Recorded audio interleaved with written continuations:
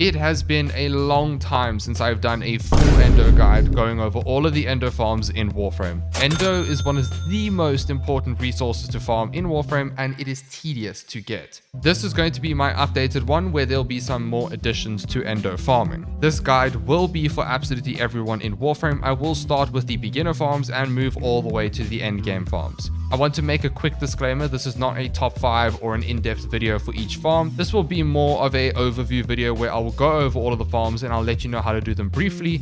You can pick your poison, do your research, and test them yourself to find out how to min-max them, and so on. With that being said, I will be making a follow-up video for like the top Endo farms, and I will go a bit more in depth in that video. Let's get started. What is Endo? This is more for the newer players, but Endo, again, is one of Warframe's most important and tedious resources to farm. It is used to upgrade your mods. You need lots and lots of Endo as well as credits. The quicker you learn to farm Endo, the better. Also, Endo is considered to be a mod, not a resource, meaning mod chance boosters are the only boosters that actually affect Endo. So for some of these farms, it's a pretty good idea to get a mod chance booster. However, they are quite rare to come by. You can get them via Barricadier or getting lucky with sorties, Archon hunts, Steelpath circuit game mode, and even sometimes from the 1999 calendar rewards. Mod chance boosters are absolutely amazing. I cannot stress this enough, and they can net you some really good rewards because they double the chance of mod, Endo, and arcane drops from enemies. Mod chance boosters are incredibly valuable, and if you get them, you should utilize them as much as you can. And they're also just very good to use in general because as you do normal missions and so on, you will drop more mods, which allows you to gain more Endo. This wonderful resource is also useful for upgrading high rank mods like your 10 rank mods and so on, and then simply selling them for a much higher platinum value. Many people are more than willing to buy a fully max ranked mod to save time and Endo farming. Life advice 101. If you do things that people don't want to do, you will make money. It's that simple. Alright, let's begin with the farms. Firstly, let's start off with selling mod duplicates. I want to start off with this first and get it out of the way because this is something that a brand new player and even an end game player needs to do often. Selling duplicate mods. As we know, the more missions you play, the more mods you find, and you will start to accumulate a boatload of duplicate mods. You can dissolve these mods or sell them for credits. Please never sell them for credits unless it's a dire emergency for whatever reason, but dissolving your duplicate mods is a great way to gain a bunch of Endo. Obviously, as a new player, you won't be having as many duplicate mods as, let's say, a endgame or Steelpath player, but it is still very good to do. In the mod menu, you can sort by duplicates, and then here you get to select all of your duplicates with the middle mouse button to select all of them, or by clicking on them, maxing it out and reducing it by 1 so that you can guarantee to at least keep 1 copy of said mod in case you have not leveled it. However, DE has fairly recently added a very neat feature called Quick Select. I may be wrong on this, but at around MR 8 or 9 you gain access to this feature again. I don't know why. DE, why is this MR locked in the first place? Please make it sense. But anyway, it's the world we live in. At around MR 8 or 9, I can't remember exactly, you gain access to the Quick Select feature, and it is a fantastic feature. Open the little menu, choose your mod rarity that you want, make sure to keep at least 1 extra unranked copy just in case, and if you want to skip certain mods you can, and in a click of a button, you can dissolve all of your duplicate mods without worrying, and you don't have to worry about not having an extra copy. I cannot stress this enough. As a new player and a veteran, you should be doing this all the time. However, before you get too trigger happy with this, be sure to learn some of your expensive mods and skip those ones so you don't accidentally dissolve a bunch of extra platinum value just sitting around there. A nice safety net if you're not 100% sure and don't feel like going through all of them at the moment, then just remove rares entirely from the quick select. But there are also some good uncommon mods for good platinum value, so yeah, it's good to take some time and kind of just learn your mod prices. On another note, for a later game player, the potency mods are crazy good for dissolving for Endo, and your Requiem mods also net you 1000 Endo per dissolve. Although it would be better to keep these in my opinion unless you have an abundance of them and you're not planning on farming liches, but they can also be sold for a decent amount of platinum too. So I'm not saying that you should dissolve them, I'm just saying that's an option. Just saying. Okay, now let's move on to the beginner farms. Excavation. Excavations are for the beginners watching this video. Tier 1 excavations have a 42.87% chance at 100 endo on the first excavator that you complete. You can simply just complete one excavator and extract. This shouldn't take you more than 3 minutes per run, even less the faster you get. Tier 1 excavation missions are Everest, Killican, Tikal, and Augustus. I would recommend Tikal since it gives you more XP and credits, and you gain resource drop chance as well. If you are using excavation to farm cryotic and you are further in the game, I would recommend moving to tier 2 and tier 3. Tier 2 is 50% chance at 100 endo. This is on Valor. For tier 3, you have a 25% chance at 400 endo. I would recommend Hyricon on Pluto for this, but I will say the main focus here would be cryotic farming more so than endo. The endo is just more of a bonus here. So this is just something to consider. You're going to need a lot of cryotic in the beginning, so Hyricon is not a bad idea. Let's move on to the daily synthesis tasks. So I actually didn't know this, to be fair, and after doing some research for this video, I found this out, and it's actually really good for beginners. Cephalon Samaris will ask you to synthesize targets daily when you complete the quest. When you complete the task, you will be rewarded between 250 to 800 endo. This is a decent option to help newer players. If you have progressed further, the only reason that you would want to do this is to help max your Samara standing, but there are much better farms out there for specifically endo if this is what you're looking for. It's more just a side bonus, essentially. I would recommend running capture missions for these tasks as you can complete them a lot quicker, or just the quickest mission possible depending on where the target spawns. Weekly Iron Hunt. Every week, Maru will have a weekly iron sculpture hunt for you. Complete these weekly missions and simply place your iron stars you have farmed in missions and hand it into her for an easy 1425 to 2700 endo with filled sculptures, depending on the sculpture that you get, of course, but it's just a great way to guarantee some decent endo every week.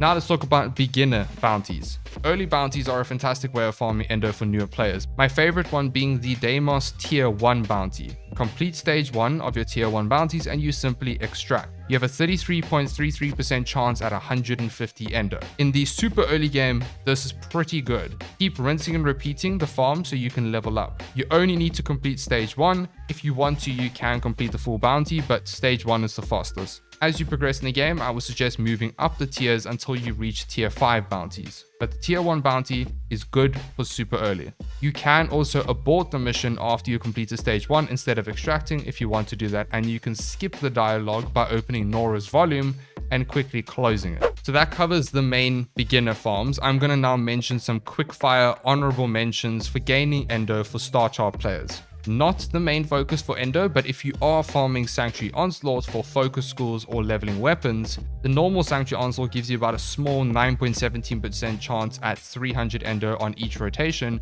The Elite Sanctuary Onslaught gives you 9.48% at 400 endo on rotation A, 12.65% at 400 endo on rotation B, and 15.18% at 750 endo on rotation C. Again, I want to reiterate, this is not a main endo farm, but it is a method nonetheless. This is more beneficial for new players who don't have access to all the nice endo farms just yet, but they are simply just leveling weapons or just gaining focus. Elite Sanctuary Onslaught is also a fantastic way of farming Radiant Relics too. When you complete the War Within questline, you gain access to sorties for a slim chance at 4000 endo. Slim chance, but a chance no less.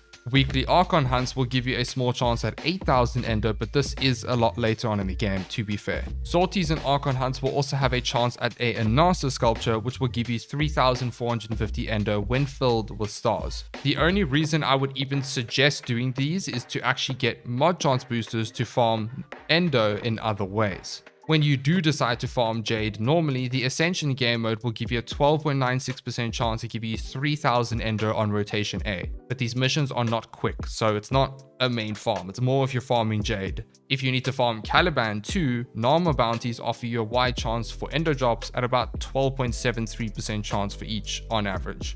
Now let's move on to the later game farms, which is Late Star Chart and Steelpath farms. Firstly, in Steelpath, you already have a 100% chance mod booster built in so you will naturally gain more mods and more Endo, which will allow you to dissolve more mods for Endo as well. There will also be a higher enemy density, which goes hand in hand with this. Every 8 weeks, Teshin will arrive with 30,000 Endo that can be purchased for 150 Steel Essence. You also have a small chance at gaining 6,000 Endo from the Steelpath circuit. Let's talk about higher bounties. Deimos bounties tier 5 will give you a 45.45% chance at 1,000 Endo for stage 1. Following the same pattern of completing stage 1 and extracting and so on, it's the same thing. This is a tedious and boring process, I will admit, but it is effective. Cetus and Fortuna bounties do give a bit of Endo, but not as high as the Deimos bounties at tier 5. Now we move on to other bounties in other areas. These are not necessarily open world bounties and they don't have stages like the open worlds do, it's just a random mission with an extra reward at the end. Zaramon tier 4 and 5 bounties have an 11.36% chance for 3,000 Endo and a 9.74% chance at 4,000 Endo. Now the Endo is not the main focus for these farms, but if you do an Exterminate bounty tier 5 and just rerun them over and over again for all of the Zaramon resources and Endo on the side, it is actually a pretty decent Endo farm and it works out pretty good hourly. You can do them fairly quick. This does depend on what bounty type it is though, so look out for what mission it is before you go in and just do tier 5s. You can also run the lower tiers if you are struggling with the higher levels. Sanctum Anatomica bounties are also quite juicy, with tier 4 being 15.35% for 3,000 Endo and 13.16% at 4,000 Endo. Tier 5 gives the same Endo but just ever so slightly lower percentages. And finally, the best bounties to run for Endo right now would be the Holvania Central Mall bounties. There are 6 tiers instead of 5. Tier 6 has a 14% chance for 3,300 Endo and 4,200 Endo. Tier 5 has a 15.69% chance for 4,200 Endo and 13.73% chance for 3,300 Endo. For all of these bounties that I've just mentioned, it would be wise to wait until quick and fast missions are on the respective tiers if your focus is to farm Endo. It goes without saying though that when you look at these percentages, it seems rather low considering that there are other items in the pool. But if you do them on fast missions and use fast frames with speed, you can finish them a bit quicker, making the chances a little higher. Using frames like Gauss with energized munitions, Titania, Volt, or just any frame that can be fast and kills fast is a pretty good idea. Or simply stack particle velocity on any Warframe that you want to play and you'll make it faster. I absolutely love playing Nova for the fact that she can speed up and slow enemies down, plus you have Wormhole to move around easier. Using the Praedos as a utility is a good option for particle velocity, and Archon Shards should do the trick. This applies to all of the bounties. Running them in groups may make it a lot faster or drastically slow you down depending on who you're playing with, so do this at your own discretion. Next up is Railjack parts. We all know Railjack, and honestly, it's not everyone's cup of tea, and that's perfectly fine. But if you do want to run Railjack, it is actually incredibly profitable. Besides the helmet resources that you can farm as well as a decent credit farm, you can salvage your excess Railjack components. You get 3 tiers of components. Mark 1 gives you 75 Endo each, Mark 2 gives you 150, and Mark 3 gives you 225 Endo. Now that may not seem like much, but if you're running certain missions or fishes, you can actually rack up a considerable amount of these. I would recommend running high-level Voidstorm fishes. This way you can get the rewards of the actual Endo drops when completing the missions too, plus the salvaging of unwanted parts, and you get mods from running the missions, plus you get prime parts and corrupted holokeys. One thing that flies under the radar with Railjack is the fact that you can easily farm rare mods, especially if you have a mod chance booster. These rare mods dissolve for like 15 Endo each, and you can stack them up like crazy the more missions you play. It's not bad when you add this to the Endo value on top of everything else that you're gaining while running these missions. I would recommend running Railjack in a group if you can find one, and know it's hard, but it'll make it a lot faster. Unless you are content with doing it yourself, Railjack is slept on and no one really wants to do these missions, which I can kind of understand why. They can be somewhat tedious, but a very well organized group can make them very fast. Next up is Iota Sculptures. Personally, I would not recommend trying to farm Iota Sculptures normally in normal missions, but if you really wanted to, you can. The reason for this is because you have arbitrations fairly soon when you move into late star chart, but the way I would recommend going about this is using the Helmet Subsume Golden Instinct or using the Parallax Special Landing Craft ability called Orokin Eye. Both of these will find medallions, item sculptures, rare crates, fragments, you name it. Orokin Eye will have a 150 meter radius and Golden Eye will have a 200 meter radius. Missions will have a 1 out of 7 chance to spawn an Ireton sculpture. So take these odds how you want to. Farming Ireton sculptures and missions for me personally would be more of a passive thing than trying to actively find them, in my honest opinion. This leads me onto one of the best Endo farms by far in the game, and that is arbitrations. They are unlocked by completing the Eris Junction on Pluto, and you can see them in the alerts tab. There will be a number of different game modes for arbitrations. It's pretty much just endless missions. You will need to either protect the target with defense or complete whatever the mission objective is normally, but in these missions you will need to kill arbitration shield drones. These drones will drop Vitus Essence, which can be exchanged at the Arbiters of Hex's Syndicate for your galvanized mods and more. They are incredibly important for your progression in this game, but they're also very, very good for a platinum farm. However, arbitrations have a different reward pool. You have a high chance of farming Ireton sculptures as well as raw endo drops from these missions. This is the reward pool table here. The thing that makes arbitrations so special is the simple fact that you have a super high chance at farming endo through raw sculpture drops and more,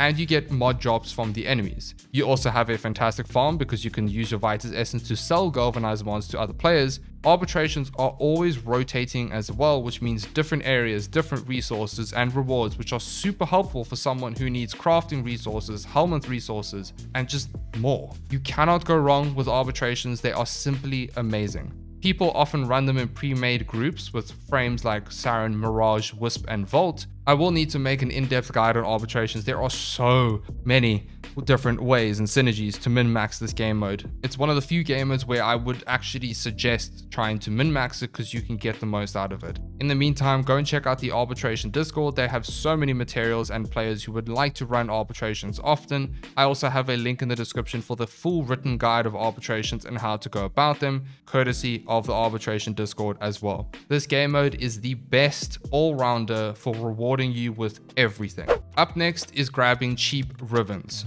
Here we do a devious method of grabbing cheap max rank rolled ribbons for under 25-ish platinum. There is a formula for ribbon mods where the amount of endo you gain from dissolving a max ranked ribbon mod that has been rolled a few times with Kuva will scale the amount of endo you get from dissolving it. So the more Kuva you spend on a max rank ribbon, the more endo you get out of it. Here we simply focus on finding the highest rolled ribbons at max rank for under 25-ish platinum. The lower the better. Use Warframe.market to spot some cheap ribbons. Honestly, I could not tell you what the best ribbons are. You're gonna have to take some time to sift through and find cheap ones. It's a bit active in the sense of you're gonna have to sit there and stare at Warframe.market, but the downside of this is you will slowly bleed through your platinum reserves, so make sure that you're willing to lose that or you have extra to do this. Now this leads me onto the best endo farm in the game by far, and that is the arena farm. I'm sure many of you have mentioned it or have heard of it or have done it. Everyone knows this farm by now. It is the best specific endo farming strategy in the game. It requires a lot of setup and a team of 4 people. To make it even better, you need to use a mod chance booster for this to be super effective, and you can net some ridiculous endo rewards from this farm. You can average around 2,500 to 3,000 endo per run, averaging about 1 to 2 minutes. That's average, not definite results, so take that with a pinch of salt. On Sedna, Vodyanoi, and Yam are the arena missions. The enemies from these game modes have a high chance of dropping a ton of endo, and by combining frames like Nidus for pulling enemies in, Koro for her dome with Strangle Dome to increase the loot chance, and Necros with Desecrate to further increase the loot chances from gore parts, and you and your allies killing them with slash-based weapons, the goal of the mission is to kill 25 executioners, and these guys pretty much just drop endo. Like I said, a lot of setup and is not beginner friendly at all. This is for later game players. I will put another link for a written guide courtesy of the Warframe Endo Discord where they explain the entire strategy and how it all works. It is worth looking into if you're wanting to focus on just endo, but it can also get a bit boring. I will admit, it's very repetitive and it's very boring. And now I save an honorable mention for the last one, and that is Void Cascade level cap runs. Now hold on, I know what you're thinking. I've saved this for last because it's not necessarily the best Endo farm, but it is one of the best all-rounder game modes like Arbitration. If you combine an Omnia Fisher on Void Cascade with a mod chance booster, you have by far the craziest platinum farm in the game. You also gain a bunch of Endo from the rewards and also killing a bunch of enemies from doing these endurance runs, and the sheer amount of mods you get is also a huge amount, and it stacks up, especially if you get to level cap since the enemy density increases there. I'm telling you, the amount of mods that you get, and if you go and actually dissolve all of those mods after you complete the level cap, you'll be surprised with how much you get. A lot of people won't consider this to be an Endo farm because they're focused on the platinum side of things, and the platinum focus is more on the arcane drops as well as the prime parts that you get. It just adds more value. But I will be honest, you don't have to reach level cap. It is ideal. If you don't want to, I would just suggest running with 4 people and just going for 30-40 minutes, and then you can rinse and repeat if you don't like level cap. However, there are some problems with this method, of course. Not everyone wants the level cap, which I've just mentioned. It does require a slightly higher skill ceiling and more time investment, since you will need to do runs for about an hour plus. Like I said, you're not focusing on Endo, but you'll gain so much more in the process, and Endo will be the bonus. I do have an old Void Cascade guide that is still somewhat relevant. There have been quite a few changes there, but the core framework and explanation of the game mode is the exact same. All right, final thoughts. These are all of the main Endo farms in the game. There are probably a few more that I have not yet mentioned, which if you know of them, you are more than welcome to do them, and you can comment them down below. There is only one farm that allows you to farm just Endo, like solely Endo, and that is the Arena farm. It is definitely the best, but it requires a lot of setup and a team. However, I will say, as a general rule of thumb, when farming Endo, it's a good idea to farm it in conjunction with other things so that you get the most out of everything, which is why arbitrations, level caps, and so on, railjack, and a few of the bounties are very good, because you gain so much more in the process and your time invested. And that is my final thoughts on farming Endo. As always, a huge thank you to our channel members. You guys are absolutely amazing. Thank you for your support. I really appreciate it. And I hope you guys learned something new in this video. Bye now.